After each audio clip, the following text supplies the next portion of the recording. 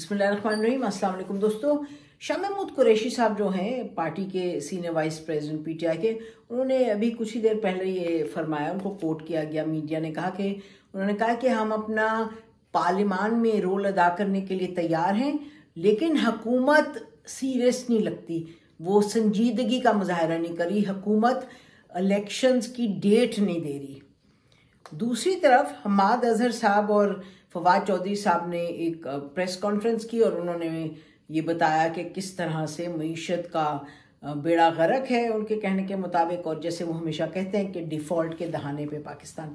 अच्छा, मामलात ये हैं कि पाकिस्तान के इक़्तिसादी सूरत हाल यकीनी तौर पे फ्रैजाइल है और बहुत मामलात एक संगीन नौइयत इख्तियार कर गए हैं। इसका मतलब ये नहीं कि डिफ़ॉल्ट होगा, इसका मतलब कि एलसीज नहीं खुल रहे, इसका मतलब कि जो डॉलर है उसकी जो कीमत है ग्रे मार्केट में वो उसकी कोई 255-50 है, और जो इंटरबैंक रेट है वो 225 है, 230 है। सारा जो डॉलर है ज़ाहिर है मार्केट में नहीं आता, हुंडी के ज़रिए आता है, जो नॉर्मल चैनल्स है उसके ज़रिए नहीं आता। और अभी आईएमएफ का जो प्रोग्राम है it's on a stand still. IMF ने बड़ी क्लियरली कह दिया कि आप कीमतें बढ़ाएं, यानी कि गैस की कीमतें बढ़ाएं, बिजली की कीमतें बढ़ाएं, फिस्कल डिसिप्लिन करें, यानी जो आप सब्सिडीज़ दे रहे हैं उसको आप कम करें, जो डॉलर है उसको आप मार्केट जैसे डिटर्मिन करती है उसकी रेट आप उस पर जाने दें। और फाइनली जाहिर है जब आईएमएफ का प्रोग्राम रीस्टार्ट होगा, 3 हफ्ते का टाइम कहा जा रहा है हर जगह से, हर एक ये कह रहे 3 हफ्ते और लगेंगे। अगर आईएमएफ का प्रोग्राम रीस्टार्ट होगा आपको ट्रांच मिलेगी, फिर बाकी जो ममालिक हैं वो अपना कॉन्फिडेंस उनको लगेगा कि जी Pakistan is going on the right track, तो फिर जो पैसों की आपको ज़रूरत है मिलेगी। लेकिन जाहिर है एक बहुत स्ट्रक्चरल चेंज की ज़रूरत है, आपको रिफॉर्म्स की ज़रूरत है, आपको कीमतें बढ़ाने की ज़रूरत है, आपको देखना है कि आप अपना जो डॉलर का मामला है, फॉरेन करेंसी का मामला है, उसको आप किस तरीके से हैंडल करते हैं। फिर ये भी एक कहा जा रहा है कि जी आपको इंटरेस्ट रेट भी बढ़ाना होगा, इन्फ्लेशन का जो मामला है वो सब अपनी जगह। बैनुल अक़वामी सतह पर इन्फ्लेशन की प्रोजेक्शन ये है कि अगले 6 महीने में शायद बेहतरी आ जाए, जो एक रिसेशन वाला मामला है वो शायद थम जाए। तेल की जो प्राइसेस हैं वो नीचे की तरफ जाती हुई नज़र आ रही हैं, it will take another 6 months। लेकिन इस वक्त जहां हम खड़े हैं, पाकिस्तान को की हुकूमत को, भले से कोई भी हुकूमत हो, सख्त फैसले लेने होंगे। और सख्त फैसले का मतलब कि ये जो तमाम हमने चीज़ों की बात की एनर्जी रिलेटेड, इनकी चाहे गैस है चाहे बिजली है, इसकी कीमतें बढ़ाएंगे, इसकी कीमतें बढ़ाएंगे तो यकीनी तौर पे हर चीज़ की कीमत बढ़ेगी। तो वो एक सख्त किस्म का, जो कि सख्ती उन लोगों पे ख़ास तौर पे जो बड़े एक लिमिटेड इनकम में गुजारा करते हैं उनके लिए मुश्किल वक्त है। तो हुकूमत किसी हद तक रेजिस्ट कर रही है। जब वो रेजिस्ट करती है तो आईएमएफ का प्रोग्राम शुरू नहीं होता, जब आईएमएफ का प्रोग्राम शुरू नहीं होता तो एक विशियस साइकिल में फंस जाते हैं। तो कहने का मकसद ये है कि इस वक्त जो सूरत हाल है उसमें सख्त फैसले लेने होंगे। और ये बात हमने पहले भी कही इस प्लेटफॉर्म से कि हमने देखा था शाहिद खाकान अब्बासी का, I was witness to the conversation. Shahid Khaqan Abbasi साहब और असद कैसर साहब पीटीआई के और पीएमएलएन के, इन्होंने वहाँ मिले हमारे स्टूडियो में। तो इन्होंने एक दूसरे से जो बात की, इन्होंने कहा शाहिद खाकान अब्बासी साहब ने, आप भले से जीत के आ जाएं इलेक्शन, 4-5 महीने से ज़्यादा कोई हुकूमत चला नहीं पाएगा जब तक कि हमें जो सख्त फैसले करने हैं वो हम करें। और ये कि जब तक पाकिस्तान अपना रिफॉर्म नहीं करेगा, और कुछ लोग तो ये भी कहते हैं कि जी जो अपना डेट है उसको रीस्ट्रक्चर करें, बट बहरहाल सवाल ये है कि पाकिस्तान में किसी के पास वो गीदड़ सिंगी नहीं है कि आप आएँ और कहें जी हमारे नाम पे एकदम से तमाम चीज़ें बदल जाएंगी।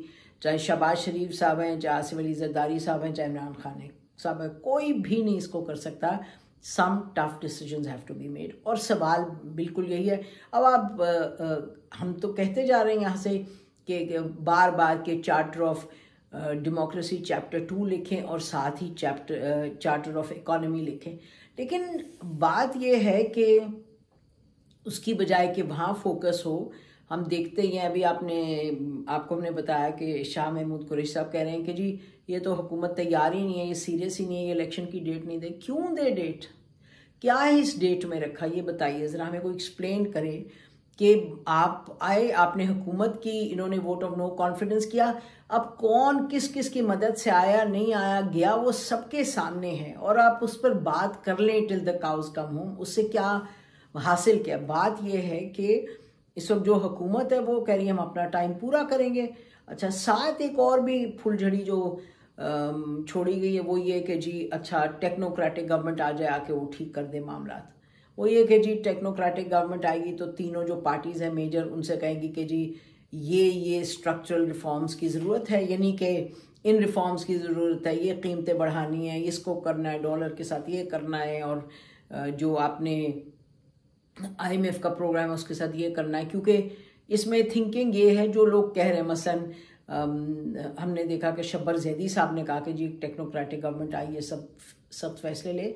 हमें नहीं लगता कि ये हुकूमत तैयार होगी कि टेक्नोक्रेटिक गवर्नमेंट आए। वो चाहेंगे कि जी या हम फैसले करें या फिर सब मिलके बैठ के कर लें फैसले। लेकिन मसला ये है कि PTI वाले इमरान खान साहब तो बात ही नहीं, वो आप देखें कभी किसी को चोर, कोई डाकू, फिर ये मुझे उसने निकाला और इसने लेके आए, और कभी जनरल बाजवा अच्छे हैं, कभी जनरल बाजवा सबसे बुरे हैं, कभी वो अच्छे हैं, कभी ये। बात है कि ये मामला जो इस तरह बयान हो रहे हैं इसका कोई संजीदा एक सूरत हाल को समझने वाला माहौल नहीं लगता। PTI वाले जिस तरह इतनी ज़्यादा तजाद है इनकी हर बात में।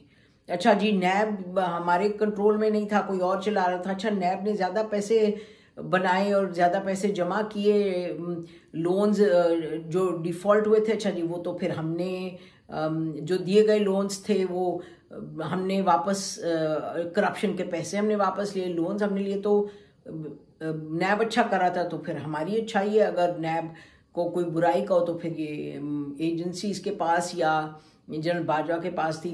कोई काम जो है वो जनरल बाजवा ने किया तो वो अगर बुरा है तो जनरल बाजवा ने किया, अगर अच्छा है तो हमने किया, और जनरल बाजवा के साथ चलते जाएं जब तक कि हम कुर्सी पे बैठे। जनरल बाजवा को दूसरी टर्म भी ऑफर कर दें, एक्सटेंशन, अगर हमें कुर्सी रहने दें। तो ये मामलात, और ये कहना कि जी हम जब थे तो चीज़ें इतनी ज़बरदस्त थी, फिर इतनी गड़बड़ हो गई, और इकॉनमी में जब सब्सिडी आपने की, इसको एक्सेप्ट किया सब्सिडी, और यानी ये एक्सेप्ट किया कि जी हम बिजली पे सब्सिडी देंगे, इस पे देंगे, पैसा है नहीं है जेब में और आप सब्सिडी कह रहे हैं हम देंगे। जब आप सब्सिडी देंगे तो फिर IMF कहेगा जी अच्छा आपका फिस्कल डिसिप्लिन का है, जेब में आपके पास हैं 10 रुपये और आप खर्च करना चाह रहे हैं 16 रुपये, और जिससे आप ले रहे हैं 6 रुपये, उसको आप कह रहे हैं हम बड़ी सोच समझ के इसको इस्तेमाल करेंगे, लेकिन आप इस्तेमाल कर रहे हैं कि किसी के लोगों को देने में कि उनकी जो कीमतें बढ़ी हैं उसकी मुश्किल का सामना लोगों को ना हो। It doesn't work like that. इस तरह से तो नहीं होता एक सेंसिबल तरीके से। अच्छा आपने ये कहा जी हम आए हैं, हम आके फंड एक कर रहे हैं, दुनिया पैसे डॉलर्स देगी तो हमारा फंड बड़ा कामयाब होगा। इमरान खान साहब जब आए तो वो भी नहीं हुआ। उसके बाद उन्होंने कहा जी हम कुछ चीज़ें अच्छी हैं, IT के लोग कहते हैं कि जी IT में एक इनिशिएटिव लिया था उससे फ़ायदा हुआ था। अब और अभी भी अगर आप लोगों से बात करें, कुछ तारीफ़ करते हैं, कुछ बहुत तनकीद करते हैं। इस वक्त तो ये देखना कि हम अच्छे थे आप बुरे हैं, आप अच्छे हैं जी हम बुरे थे, ऐसी ये तो वो मामलात जो इस वक्त हमें दरपेश हैं उनका अजाला ऐसे नहीं होगा। ये आप कहें जी कि हमें देख रही थी कि वो उन्होंने एक PTI का है कि जी 2 साल पहले या 3 साल पहले था कि Pakistan the biggest country for tourism, और अब ये कि Pakistan biggest country for terrorism, कुछ ऐसे बनाया हुआ था उन्होंने। एक यानी सबको WhatsApp पे और सोशल मीडिया पे ये फ्लायर जैसा है शेयर किया जा रहा है। बात यह है कि जो मामलात इस वक्त दहशतगर्दी से के सामने जो जिससे हम दो चार हैं उसका मालूम है कि पॉलिसी कैसे बनी, उसमें हर किस्म की लोग इस वक्त बात करें, तनकीद करें। वो पॉलिसी इमरान खान साहब की हुकूमत में बनी थी और क्लियरेंस ले लेके बनी थी, जो भी पॉलिसी थी बातचीत की इससे उससे टीटीपी वगैरह से।